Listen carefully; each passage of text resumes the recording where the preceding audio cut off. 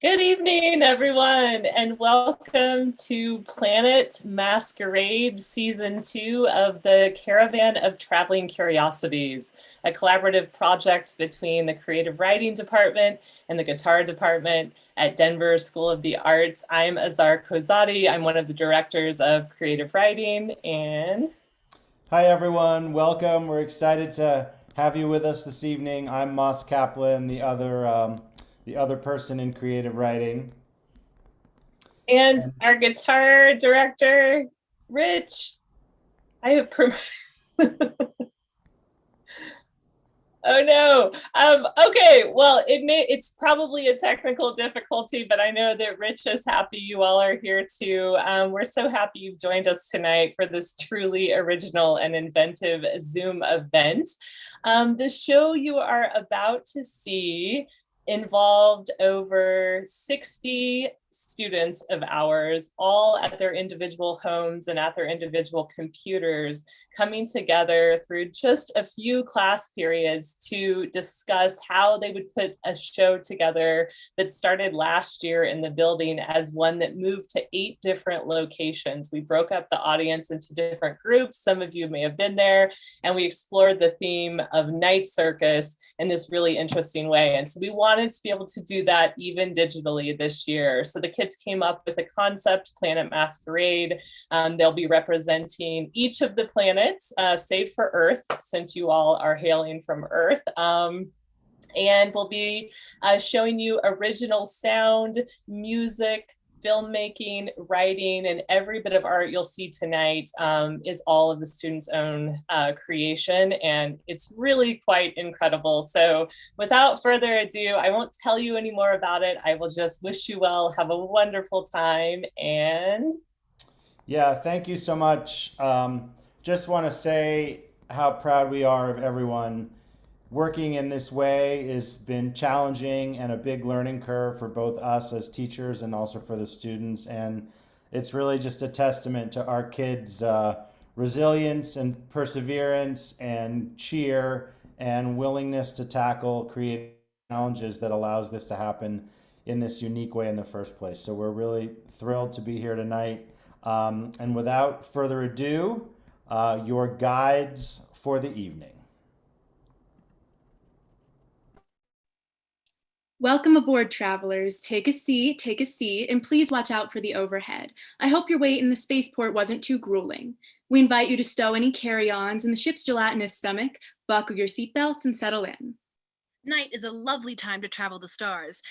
And since it's always nighttime in the cold vacuum of space, that means it's always a lovely time to travel the stars. Indeed it is. That means we are your guides for this evening. I'm Galileo 2. And I'm Lack of Oxygen. I know that's a bit of a mouthful, so feel free to call me Lou for short. I know I always do. You may know us from our short stint at a reality TV show, Lulu and G2, which was canceled unfairly, but now we've moved on to bigger and better things. And space certainly is bigger than a TV studio, that's for sure. You know, Lack of Oxygen, that nickname you earned in high school, oxymoron, I really don't understand where that came from. And despite you being Galileo II, you always have to be the first to the punch, don't you? You know me. Anyway, it really is a joy to have all of you here with us tonight. And we just want to say, welcome aboard. Space Tours presents the Traveling Caravan of Curiosities. Welcome to our premium journey across the stars, space travelers. Space cadets. What is this, the military? It's the fun military. I don't think you know what the military is. Nope, that's my best quality. It sure is. We know we're not as well known as the other space tour companies out there, and we may have a bit of a reputation for crashing our ships onto unsuspecting planets. And we may or may not have accidentally poisoned a crowd of 50 on Pluto with expired seafood, but you gotta crack a couple of poisoned squid eggs to make a money omelet. That's what my mom always said. Very wise of her. Now, before we begin our journey to each of the 8 planets, we'd like to say a word about a very special event following the tour. Other companies like Space Express and Galactic Guru Incorporated may have leather reclining seats and in-flight magma transfusions, but what we lack in opulence, we make up for in charm. That said, we'd like to talk to you about an opportunity to make us, well, more opulent. We've gathered all of you powerful investors here today to invite you to our charity ball, the Solar System Masquerade. And by charity, of course, we mean ourselves, because who needs money more than a bankrupt, honest little company such as our own? And as our motto states, somebody looked at a car and said, what if it could walk? And we live by that. It's Masquerade season here in our solar system. It seems like damn near everyone is throwing one. So what better way to conclude our tour than with this exciting opportunity? We hope some of you will stick around afterwards for the party of the millennium. But we'll get to that later. Now, without further ado, hold tight to your space sickness bags, sit back, relax, and get ready for our first stop, Mercury. Now, Mercury is known for how hot it is, and you know what else is hot? Romance. And spaceship wrecks, I guess, whatever. We're sure you're going to have the time of your life.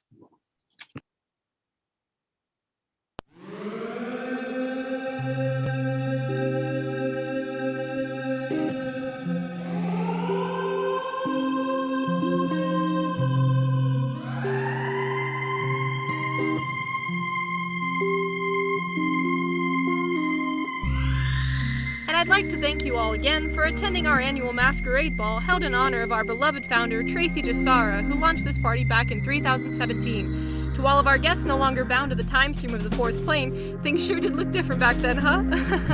We're currently cruising through the 7th quadrant of the Milky Way galaxy. If you happen to be on the east deck, you can see the closest planet to this region's sun, known by locals and most Terran descendants as Mercury. Be sure to take advantage of the augmented reality ballroom as well as the open bar. This has been your captain speaking, reminding you to have a jolly old night. Private, I'm rotating the bow of the ship 75 degrees starboard. Adjust the ship's shield density upwards by 0.95, just in case we make contact with the planet's gravitational field. Yes, sir.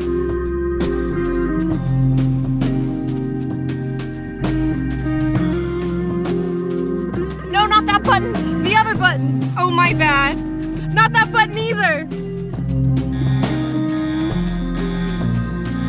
Sorry to disturb your night, everybody, but we seem to run into some minor turbulence. Please remain calm and take a seat. If you're on the exterior deck, I hope you're not. In the case that we do end up making planetary contact, no worries. The complimentary wristbands handed out at the beginning of this event can double as air filtration, recording, and communication devices. If everyone would please make their way to the augmented reality ballroom and prepare for impact in 5, 4, 3, 2...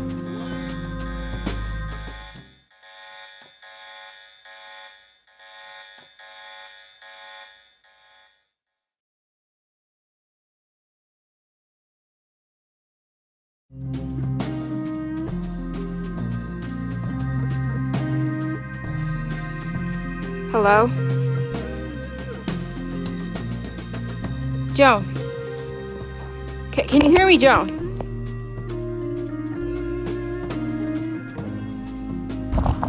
Yes.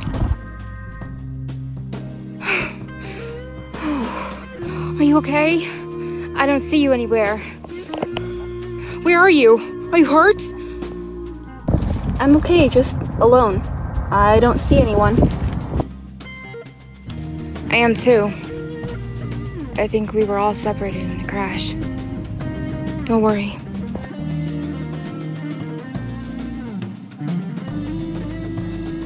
Hello, passengers? They might not be able to respond. Their communication systems could be busted. Well, I hope you all can hear me. I'm not sure where we've landed, but we seem to be near the Caloris Basin on the Mercury surface. Remember not to panic. The worst thing to do in this sort of situation is panic. Our coordinates are -376.31, +28.49. My private and I are working on repairing the ship as we speak. Please use the planetary mapping devices contained within your complimentary wristbands to make your way back to us. Due to some small, unforeseen technical issues in said complimentary wristbands, there is only about 5 minutes of air filtration left, so do work quick. Inhabitants of the solar system have this planet marked down as uninhabited, but as we all know from the Soul Survivors of Midnight, such labels can often be misleading. Please do also keep in mind that the contract signed prior to this event stated that the event of any form of tragedy, the company is not held responsible to undergo any form of legal or physical punishment. See you all soon. Did they say 5 minutes? It's better than nothing. Check your tracker. How far are you? I don't know. What do you mean you don't know? It's not working. Are you sure? I mean, is this like last week with the augmented reality headset? Did you just turn it off by accident? I mean, it wouldn't be the first time. That was one time. Well, there was also the particle acceleration oven and the electric blanket snafu. Alright, point taken, but no, the lights are just flickering. I can't read it. I think it's broken. Well, mine's working. For now, anyways. Why don't I just come to you and we can get back to the ship. Does that sound alright? Joan, are you okay? How are you going to find me here? Everything is just so... It'll be fine. We'll make it. Just come on, start walking. Can you get somewhere high so you can see me coming? And then tell me what you see, okay? Well, there's not a lot. It's pretty empty out here, mostly just rocks. It's gray, very dusty. The monitor thing they gave us says I'm near the Rachmaninoff crater, whatever that is. The big star they were telling us about on the ship is just over the horizon. Looks like a hydrogen polarization core, like from back home. Kinda amazing we're not burning up right now. Probably something to do with the bracelets too. Probably means I only have about 5 minutes until I start burning up then. Hey, it's okay. That's good. Why don't you tell me a story? And stop thinking about rocks. Okay, Well, there's this really pretty person I've been talking to, and a few weeks ago they invited me to a ball. Oh, really? How was it? Well, at first I wasn't gonna go because I'm not really a fan of Monarch Stellar Industries. You know, big corporations and exploiting alien labor, yada yada yada. But what can I say? I'm a sucker for a good 54th rotation Terran-themed rocket ship party. Aren't we all? The day after they invited me, I went out and got myself a new dress, and I've been keeping it in the box since. I barely even tried it on. You know, it'd be just like me to wear it around the house and accidentally spill space juice on it or something. But anyway, I was really excited to put it on. I could barely sleep last night. Me neither. And I thought I'd wear that necklace they got me. It doesn't really match, but I don't think they noticed. They didn't. I decided to leave my good coat at home so I wouldn't have to carry it all night. But now I kinda wish I'd brought it. It's colder here than I thought it'd be. Well, if we'd expected to be stranded on an alien planet, maybe we would have dressed for the occasion. Hey, wait a second. Wait up. Do you know where we are? I found somebody. I think I'll be okay. They're coming this way.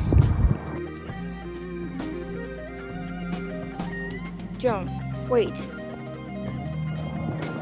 I'm so glad I found someone. I didn't know if there was anyone out here. Hey, are you okay?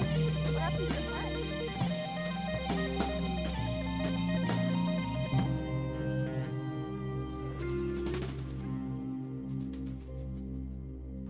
There's only about a minute of air filtration left. I hope they all can make it.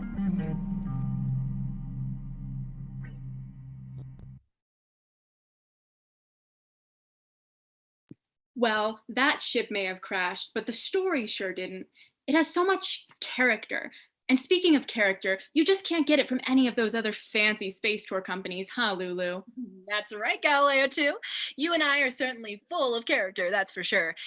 And you know who else has character? Our dear friend Venus. Where else could our travelers and investors get a chance to really get to know them?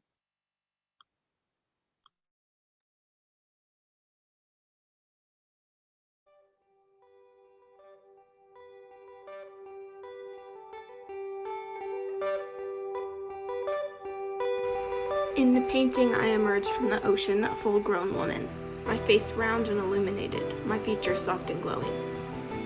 The waves brush against the shore behind me. I am being drawn from them by gentle, steady breaths, a zephyr guiding me to the shores of Cyprus. For a woman formed from the sea, I appear totally dry, flaxen hair hanging in impossibly ample waves down my back. I stand modestly in my clamshell, my palm pressed daintily to my heart. It feels like spring, finally leaving the sea. I suppose that's what birth feels like, how suddenly there's light after all those months of darkness. I guess I understand why newborns cry so much. I was something created from nothing, a woman pulled from water. Much like the planet named for me, there was an absence, an emptiness, and then suddenly there was something, an entire woman, a whole body, rounded and full and real, a pale, cloudy surface veiling a passionate and fiery interior. Botticelli's interpretation mirrors the face of his own mistress, a goddess shaped by sea foam, by salt water, by adoration. Perhaps if I am truly the goddess of his painting, I don't just come from the sea. Dear Venus, the last time we talked, you were looking into the sun.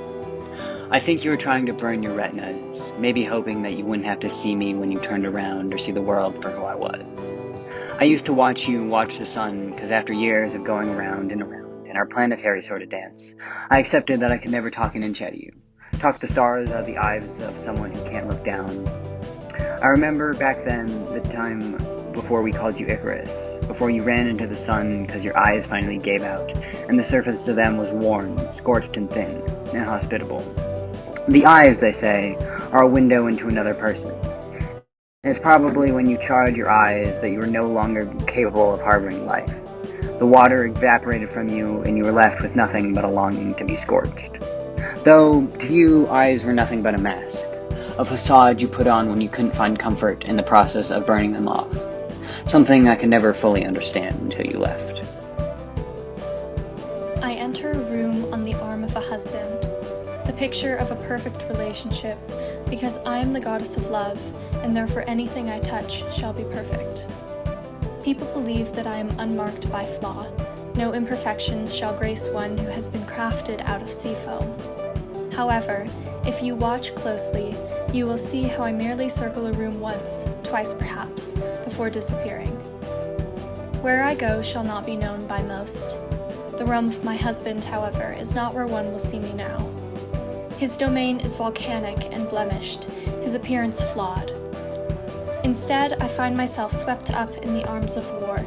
My pristine mask cracks under the forcefulness of my new companion. I portray something all-encompassing. I see betrayal, attraction, lust, heartbreak. Whether you are willing to see the cracked ground underneath its perfect atmosphere is the question. You may choose to accept my story, or you may not, but either way, I will always know every part of you. You will never know all of me. Until then, we dance. Venus. You know she is unattainable, and you wonder if that is why you keep chasing. If you could touch her, talk to her, know her, the mysterious aura that she carries would vanish. That is a beautiful part about loving a stranger. You can dance circles around her, admiring her beauty from afar. You have a feeling that she understands this game you play. She knows that you have no desire to explore her beyond the thrill of your dance, but she matches your pattern nonetheless. You wonder if you are to her as she is to you, nothing more than a stranger. Perhaps she dances with you because she too is in love, but maybe it's that she enjoys the attention.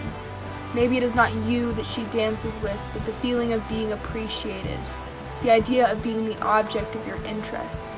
She can become mystifying, dangerous, and irresistible with the knowledge that you will continue to chase her.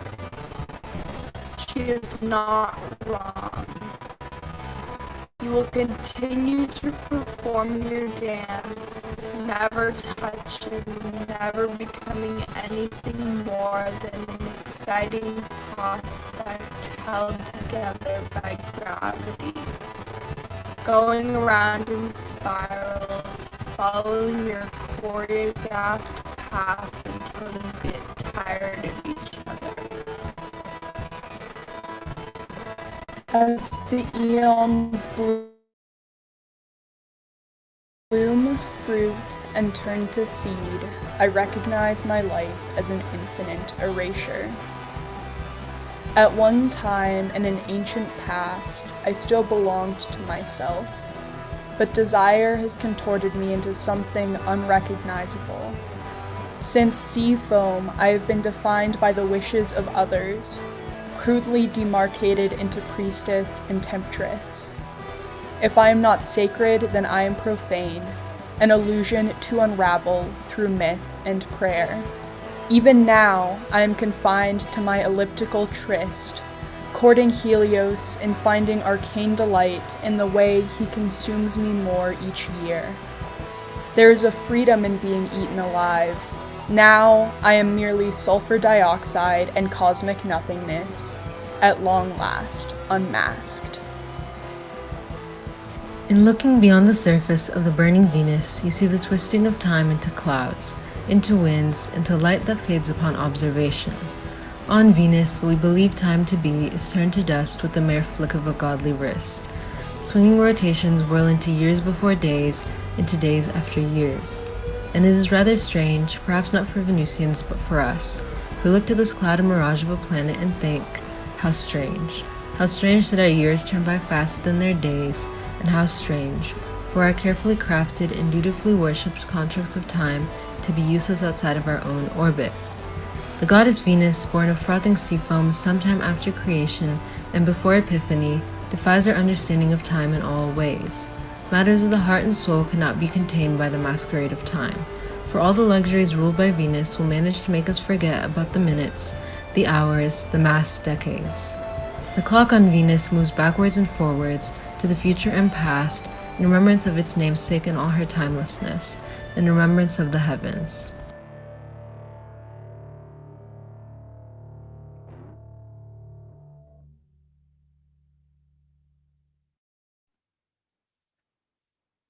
Isn't Venus just lovely?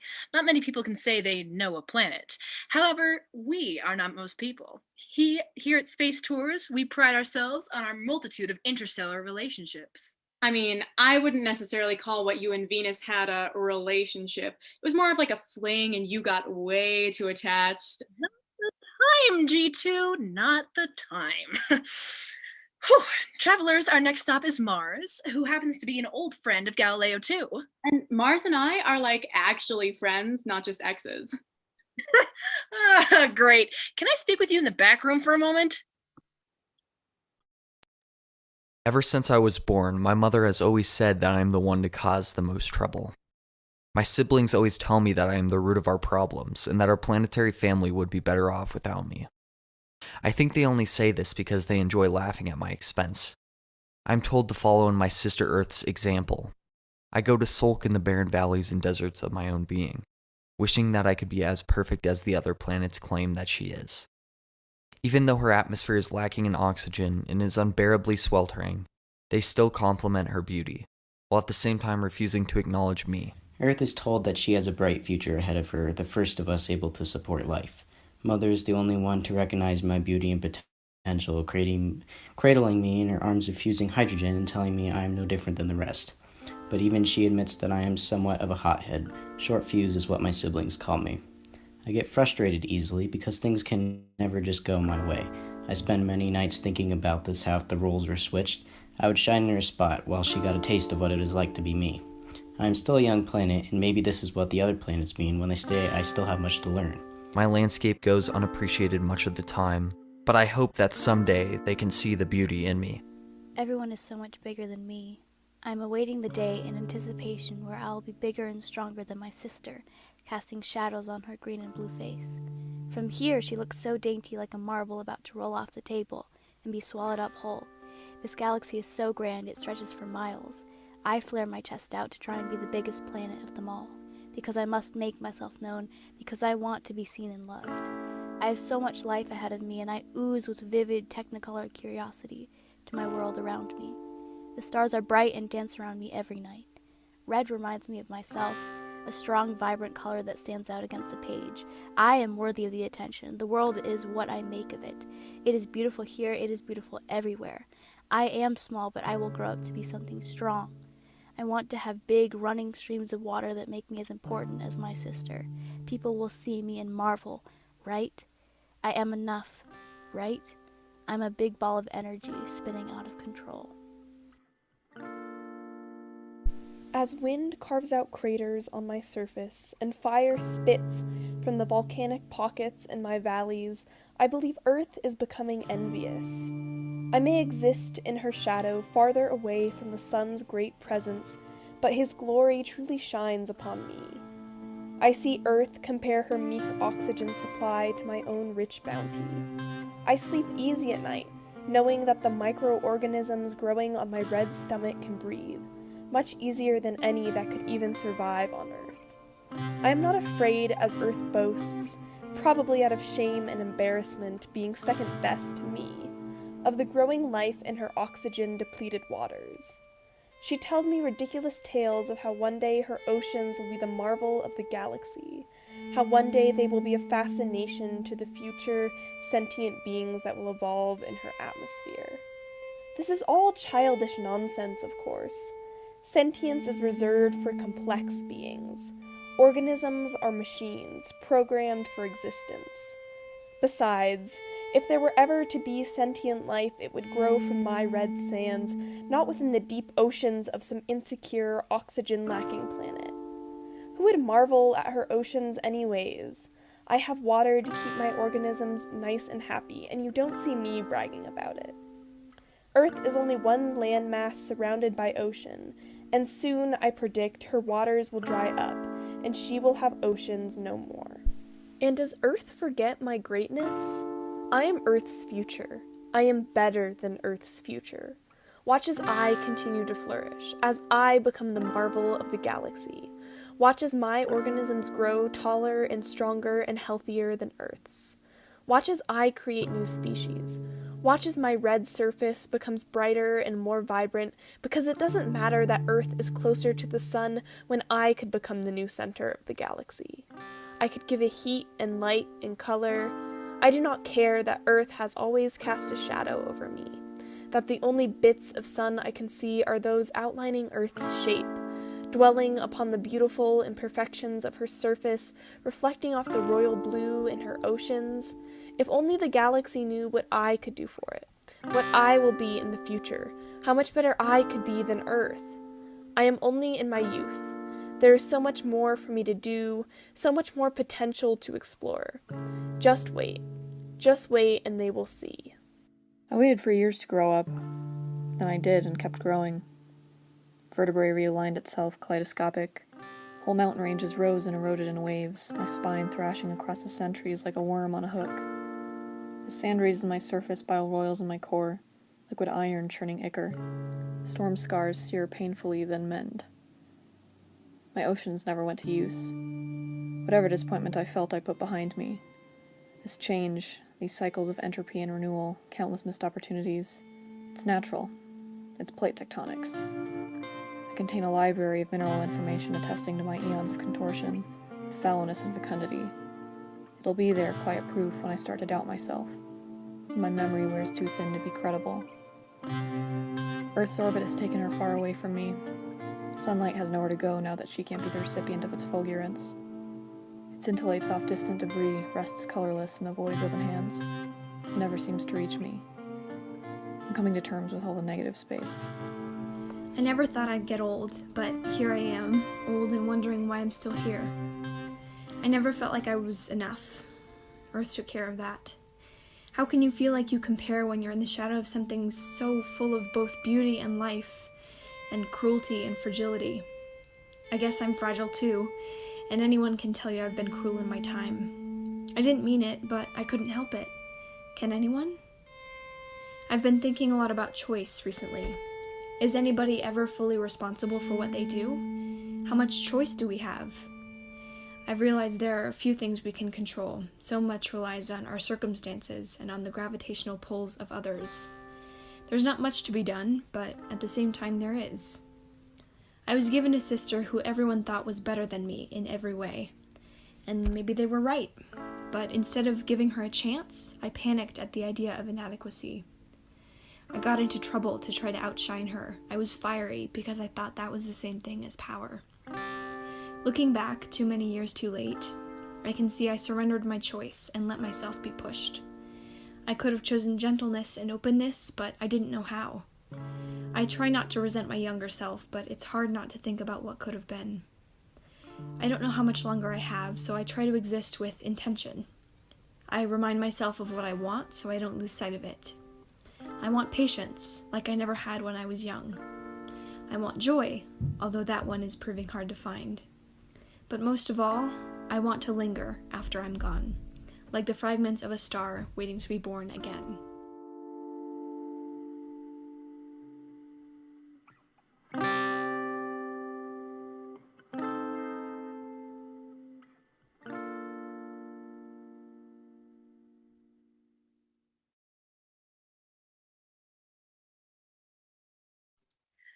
Travelers, make sure to wave to Mars as we pass by. They enjoy feeling included. And while we were in the back room, oh, look what we found. There was something in the space mailbox. We're touching down on Jupiter just in time to exchange correspondence with an old friend. You have more than one friend? Very funny.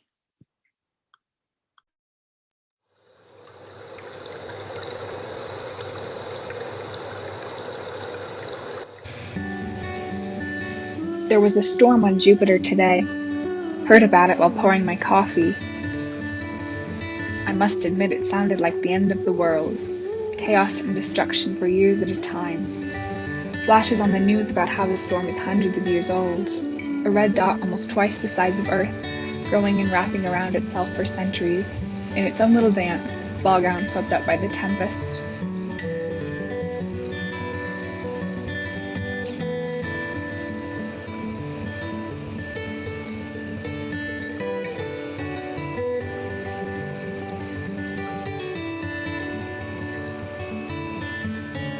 It's been 326 days now. Keeping count is getting harder.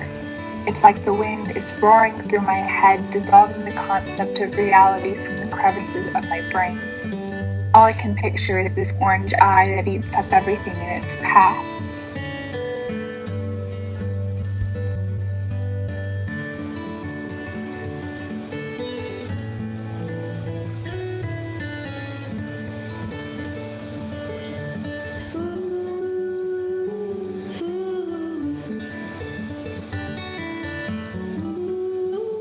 I remember the day it came, feet trying to plant themselves in the gas as the sky grew bright and dense, my mind already cowering inside, my toes reluctant to leave. But then it hits.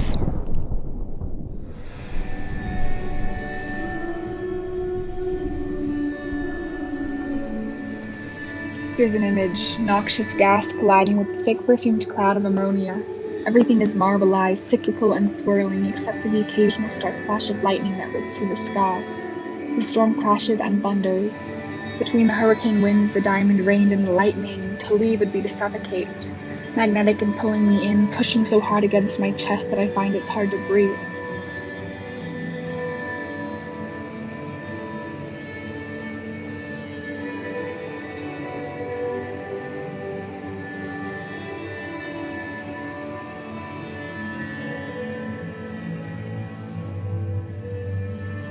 Still, I'm safe at home, day after night after day. Jupiter's the biggest planet in the solar system, with a storm to its mass more than every other planet combined.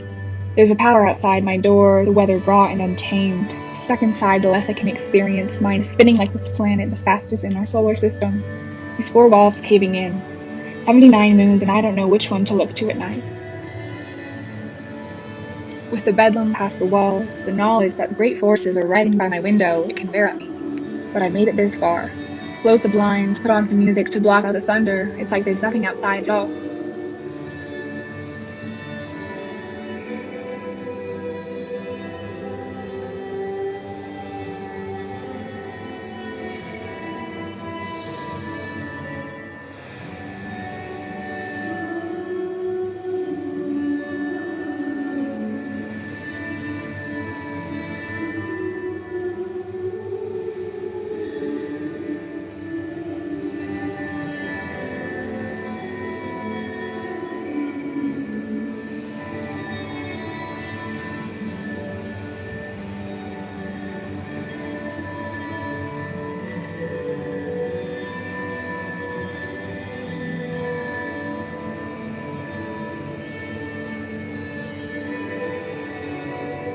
I don't remember what the sky looks like from Earth, and I'm starting to forget what Earth looks like from here.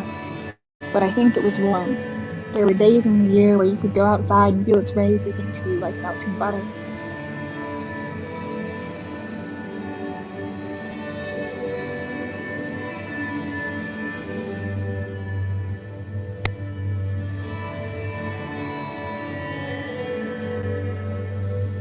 When this ends, I'll go out and stand among the rings of Jupiter, collect my breath from the stars, and pick up the fragments of this reality.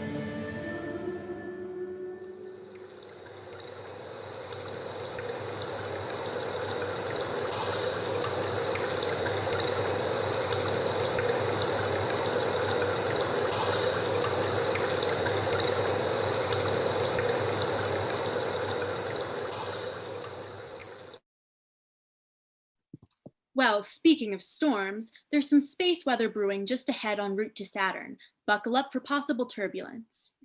They're kidding. Of course, we're in space. There is no turbulence. Oh, there will be if you keep interrupting me. If you'll turn your attention to the screen ahead of you and put in your space earphones, we're picking up radio broadcast signals from Saturn's capital city, New Ouroboros.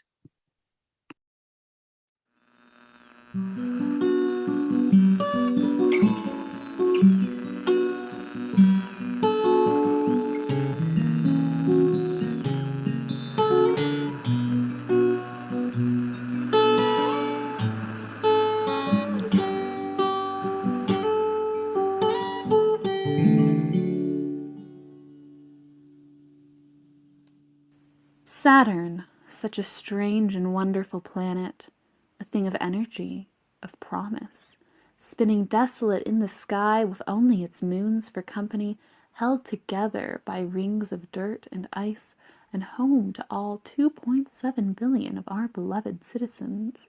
Here on Saturn FM, we do not question its strangeness. No, our broadcast revels in the wonderful.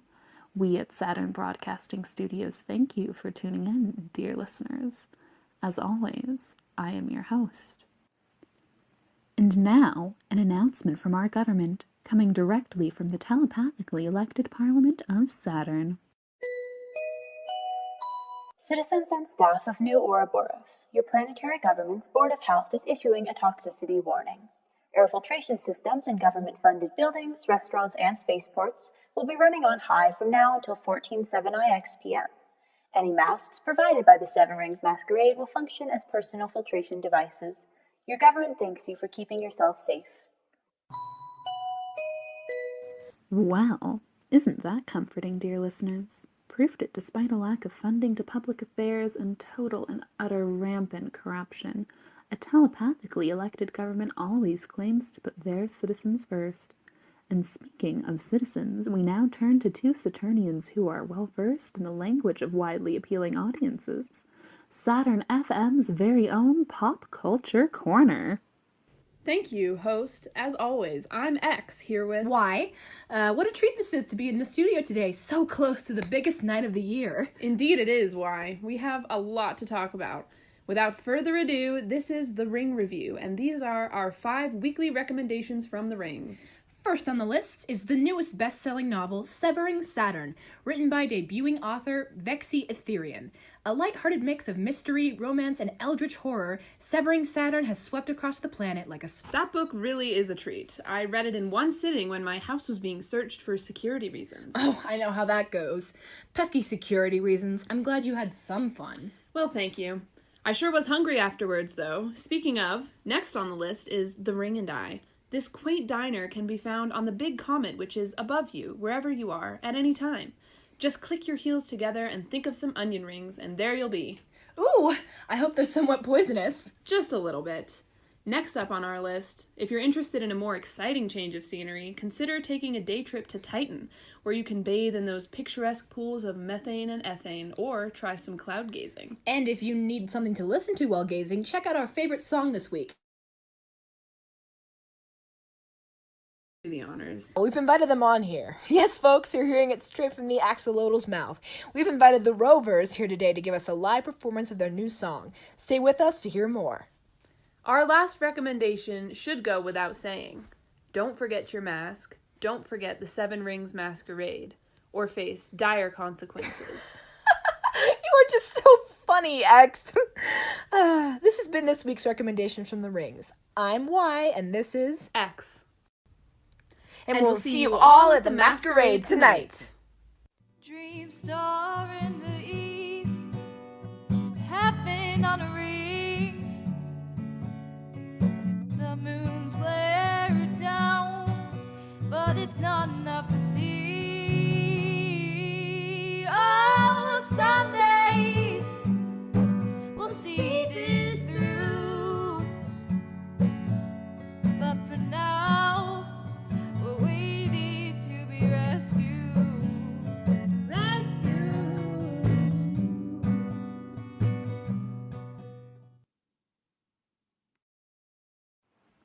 Lovely. I'll be at the Masquerade myself as well tonight, listeners. Dear listeners, greetings from your resident astrologist. Today is a lovely day to look to the stars. First rings. Today is a day marked by financial prosperity for you. Perhaps now is the time to make an investment. Oh, and first rings, have you prepared your masks? Second rings. This is a day of love and commitment. Consider spending some extra time with your partner today before the masquerade. I'm sure they will appreciate it. Third rings, you have a guardian angel on your shoulder. You may find yourself unusually lucky today. Keep your mask firmly on, and who knows what might happen. Fourth rings, unfortunately, you have a devil on your shoulder. It can't hurt to stay inside for most of the day, safely in your own home, where you can work on polishing your mask before the ball and avoid any unfortunate accidents.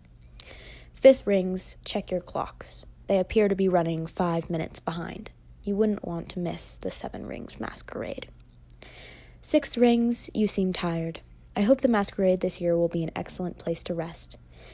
With the mask on, no one will even see the dark circles beneath your eyes. Seventh rings. Are you feeling held back? If you're struggling today, the stars indicate the answer may be found where you most expect it. And be sure to attend the masquerade this evening. I hear it'll be stunning. Here on the station, we like to encourage learning, look beyond the mask into the world around. After all, there's so much out there in the empty reaches of space. For today's fun fact, we're going to have some planetary pride. It's all about Saturn's rings, our most distinctive feature. Saturn's rings, you see, are a mystery. We do not know how old they are. We do not know what they are made from. Perhaps they were debris curiously drawn in and kept. Perhaps they were moons, battered and smashed, then kept forever in the shape of the aftermath. Who knows? Old Earth civilizations had the most curious stories about what they saw in the sky. If they had seen these great miracles of rock and ice, what would they have called them? Bones of a dead god laying around its creation? Or perhaps it was another Ouroboros, a great snake encircling the planet, keeping it safe, or perhaps devouring it. There was so much to fear in old Earth, the stories tend to lose track of what is mundane and what terror awaits, already opening its jaws. But that is irrelevant. We landed on a ghost planet, something without solid form, much less life to describe it. There is no creation myth, no haunting story to say around the fire. Still, did you know we have made the rings sing? Oh yes, we have rendered their song many times over. This too started on old Earth. Perhaps we should listen.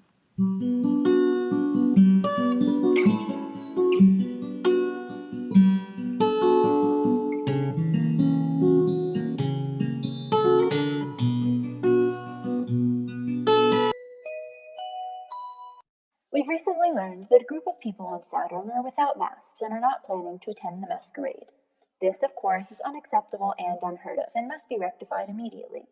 If you see any of these people, please alert the local authorities or call in to Saturn FM or any other associated broadcasts with tips. If anyone listening finds himself to be one of these people, the government advises you to amend your situation as soon as possible or be prepared to face the consequences. Your government thanks you.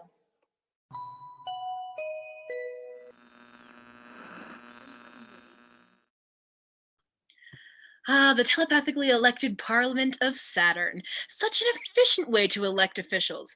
But enough about governments and cities. I think it's time we visit with a few of our decidedly less human neighbors over on Uranus.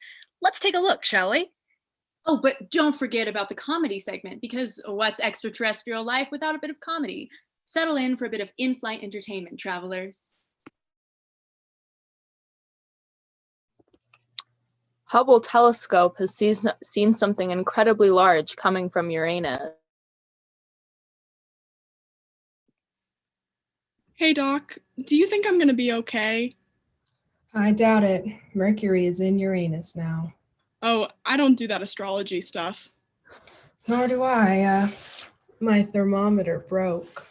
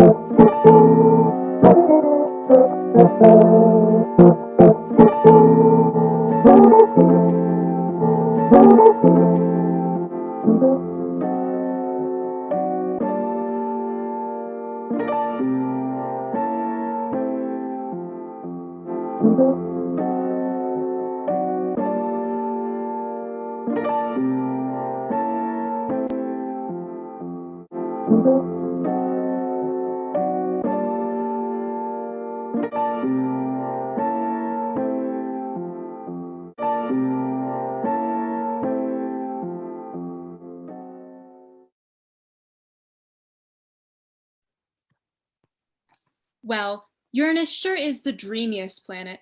Now on to our next stop, Neptune. Ah, Neptune, quite a place. Remember when you and I went to, well, I can't really say where on Neptune for legal reasons, but then we went swimming? Oh, that water was freezing! It's always nice to get a bit of playful frostbite everywhere on your body. Indeed it is. I was in the hospital for months! But enough about our adventures. Here's a message from the Neptune Board of Tourism. What if there was a world in which all of your worries were cast away?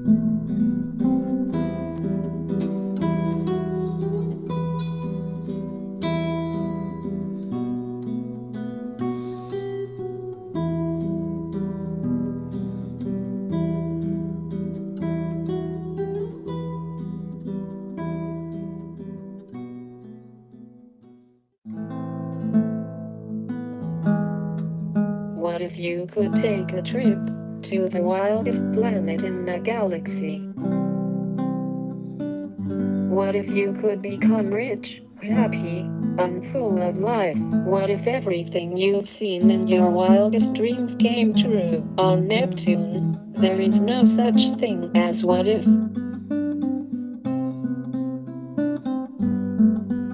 Visit our travel brochure to see just what we're all about.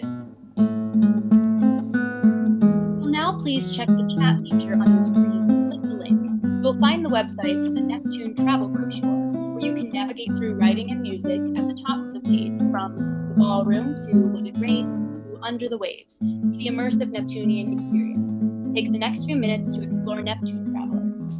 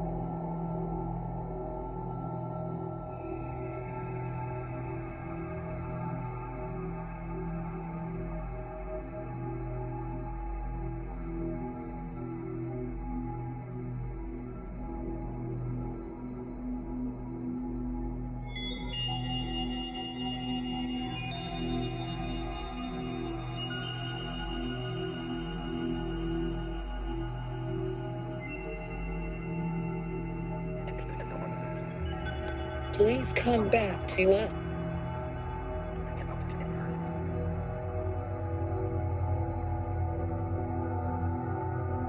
Please navigate your way back to the Zoom call, travelers.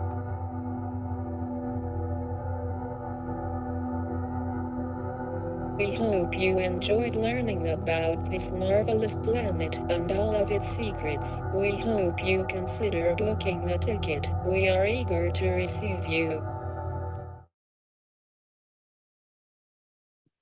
Now that is successful advertisement, if I do say so myself.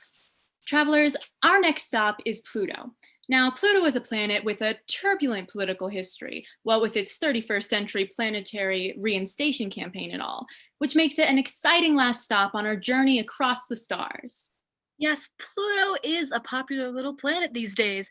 Here to tell us more about it is a guest speaker directly from Pluto itself. Hello and welcome to Inside of Pluto's Mind. They are us, we are them. We are at a party. Everything is dizzying. Pluto has started to retreat back to the safety of their mind.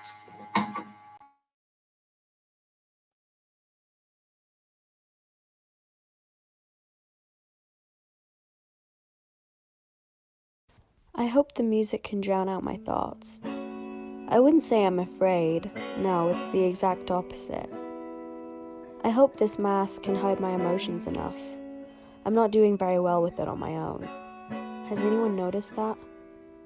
I don't think they can hear what I'm thinking, but I'll quiet everything running through my mind just in case. It's not that I'm afraid. I just don't want them to realize that I'm an outsider. An outsider? No, I'm not that. I was dancing with them earlier. This stupid mask. Maybe it's a good thing that they can't see my whole face. I don't think I'm doing a very good job hiding the fact that I'm completely and utterly miserable. I'd rather be anywhere else than here, actually. I think that's the worst feeling in the world, knowing that you're just on the periphery. I'm not peripheral, though, just on the periphery. This feels like a stupid high school prom. Life's just very high school, I guess. I don't think anyone ever outgrows that stupid need to belong. That's all I've ever wanted, actually, to belong. Everything's so small in comparison to this huge expanse of a universe, and yet I still haven't found my place in all that space. Who are they to tell me where I belong? I belong just fine on my own. Can anyone hear me thinking that? Maybe I'm a little bit afraid, but only that everyone else is a mind reader and just no one ever taught me how to do that. Don't be fooled, though. I'm not afraid of what other people think of me. I'm perfectly confident standing here on my own. I look stupid, though. I know I do. Everyone else has their stupid friends and they all fit in stupidly well. Does the only place where I belong lie at the edges of the crowd? No, that's a stupid thing to say. I'm not afraid of the edge of the crowd. It's more fun here anyways. Fear and jealousy go hand in hand, I think. Not that I'm afraid and not that I'm jealous either. I'm just saying that being scared that you don't have a place in the crowd feels a lot like envy. Are scared and afraid synonyms? Not really. I think being afraid is like a long-term thing, but being scared is fleeting. Like, being scared of a spider in your bathroom doesn't mean you're afraid of spiders. I feel like a spider on the wall right now. That's not the term, it's fly on the wall. But a fly flies around, and people notice it. It takes a special kind of focus to see a spider. That sounds about right. I'm a spider on the wall in this stupid game of clicks and belonging, and I'm scared that someone's gonna squash me under their shoe because I don't match the yellow undertones of the bathroom decor. But don't be fooled. I'm not afraid of shoes or stupid people wanting to stamp on me. I'm just a little bit scared. And that's fine, I think, just so long as no one else notices. Heat, burning and painful and refreshing, rushes to my cheeks. I bite my nails. Staring at the crowd around me, they chatter, laughing and talking and glasses clinking. I watch them. I want to join, but no. Why should I? Why should I make an effort when I was so effortlessly shunned, forgotten, left on the outskirts to fend for myself? Why should I forgive and forget and move on and reconcile when they have done nothing to deserve my forgiveness? Why should I let it go when holding on is so freeing? Not knowing what they think and not caring what they say, and ouch. I bite down too hard. Feeling my nails split, I stare down at my finger, the trickle of blood staining my dry skin, tattooing this feeling onto me, a feeling as old as a fairy tale, as red as blood. I take a deep breath, flushing away the colors that swim in my vision and the one that curdles in my palm, but it's too late. The feeling burrows through my skin, digging and digging, settling into my chest. I can feel it, a source of energy all its own, vindictive and jealous, and it eats away it's what's left of me until I'm just a shell. Why should I? Why can't they? What if? Why not? I want to shake loose from this emotion, but it holds me fast, addictive and consuming, an abusive, parasitic relationship with no end in sight. I let the red as blood wash over me, muscles tense, waiting for a glimmer. Why was I left behind?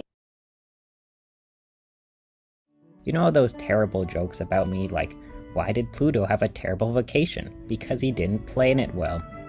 Those have really helped with my struggles over the years. Waking up and reading a joke about how terrible you are really gives you the old kick in the pants to get going. By reading a full-length novel's worth of these, I began to hate myself even more. I started to realize that these weren't just bad puns, they were the cold, hard truth. The puns have weaved their way into my very small not-a-planet brain and took over my life. When I wake up, all I am thinking about is some pun about plutonic relationships. Midday, I now constantly tell myself how bad of a planner I am. I then cry myself to sleep as I realize all of these things are true. Pretty healthy cycle, if you ask me. It really gets the tear glands going. I've been doing this every day after stumbling upon this treasure trove of terrible puns. It gives me a warm, fuzzy feeling inside when I know that there are people on Earth that have devoted their short, precious lives to write jokes about how terrible I am. When they say that I am a little rock floating in space that nobody likes, I know that they really care about me.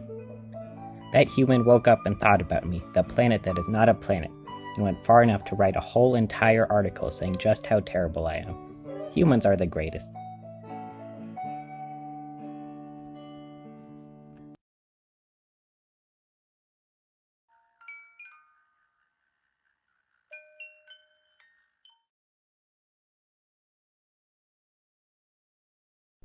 I have spent so much time drifting in a silent void.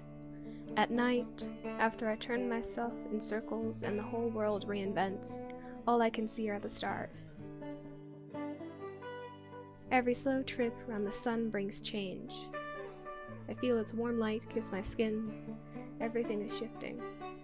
I am tired of repetition, of cold.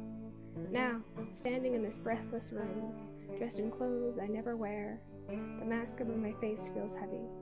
Tonight, I am able to change. I collect rocks in my pockets, call them my moons. My teeth and the rocks and the crowd all clatter together. I see my breath in the air, hovering between me and the moon.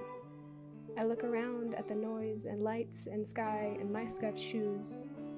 I am ready to resurrect.